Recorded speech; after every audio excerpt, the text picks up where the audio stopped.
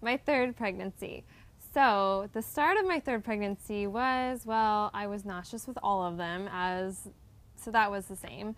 But actually turned out I ended up having a cyst, which partly explained, I guess, why my belly expanded so quickly right off the bat. And so because of that cyst, the doctor put me on modified bed rest, which was basically like, you can still work, as in stand and sit down and teach clients, but you can't even walk to the park with your kids. There's no actual, exercising. I had to lay low and just really relax my body as best I could, relax my abdomen, because she said the more pressure you have in your abdominal cavity, that can increase the size of the cyst. So I was like, okay, and I'd read up a lot on cysts, and I was like, they can get really big. So fortunately for me, I think about 5 months into my pregnancy, it went away. So thank goodness. A lot of times she said that they're driven up by hormones. So when that hormone decreases, once you get way past your first trimester, that a lot of women, they decrease. Some still can continue to have it and have a safe pregnancy. But fortunately for me, mine just went away. So I was lifted off the, modified bed rest to, you can get back to working out, doing your normal stuff, and I did.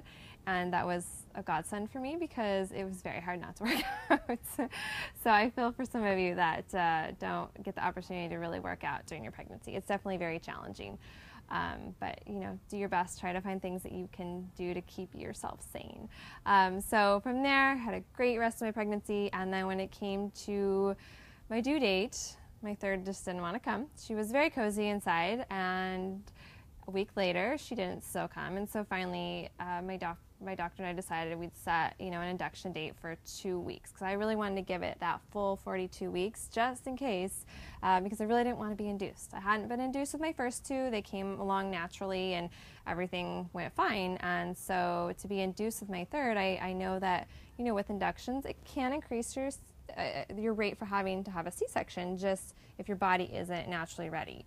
And so this is something when clients will ask me, I always say, well, if you're going to induce, at least, really wait till you're at least at 40 plus weeks, because sometimes your due date can be off a little bit, which they tried to tell me, but with my third, I knew exactly where I was, so we were not off. She just was late. So I ended up being induced, which, I talked to the nurses. You go in many times beforehand, have ultrasounds and everything was fine. And one of the nurses had said to me, well, if we could help gradually increase your induction a little bit easier instead of just pumping you with Pitocin right off the bat. They take a little Cytotec pill and they put it inside your cervix. So what that does is it helps loosen up and open up your cervix, so that way once they do then give you Pitocin, or that could actually start to stimulate contractions, especially if you're going to be in labor naturally on your own anyway. So they did that. You wait 6 hours, and they'll then kind of monitor to see where you're at. And if nothing happens, then they may do that again. But in my case, things were starting to move a little bit, starting to get some contractions. So that's when they then hooked me up, started a little Pitocin, and before I knew it, I was wanting to scream my head off and hanging on to something and okay, you're in so much pain, and I'm like, okay, I have to be really dilated now, right? It's time for my epidural, and I was at a 3. Yep, that's about how all of my labors went. I would get to a 3 or a 4, and because this is where I highly recommend, if you have any interest in learning hypnobabies, to do some self-hypnosis. I highly recommend it. I've had clients that have been greatly successful with it. I look back wishing I would have been able to learn a little bit of it, because it would have helped me at least get a little bit farther. But I went ahead and had an epidural, and within 10 minutes I was at a 10, because all I needed for me was to just relax and chill, and I could still feel it because the epidural hadn't completely set in.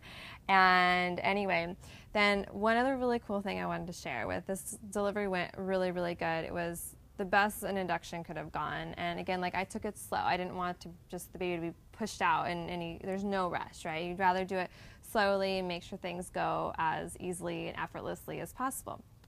So I had a different doctor with each one, and my last doctor I had, she was amazing. And she, of course, when you're ready to push the baby out, she's like, okay, now push as hard as you can. And I did, and within I don't know, couple pushes, then you get the head out. And then after that, she's like, okay, now I'm going to tell you to push really slowly. And I was like, slow? What? I'm pushing a baby out. You want me to like push slowly? She's like, yeah.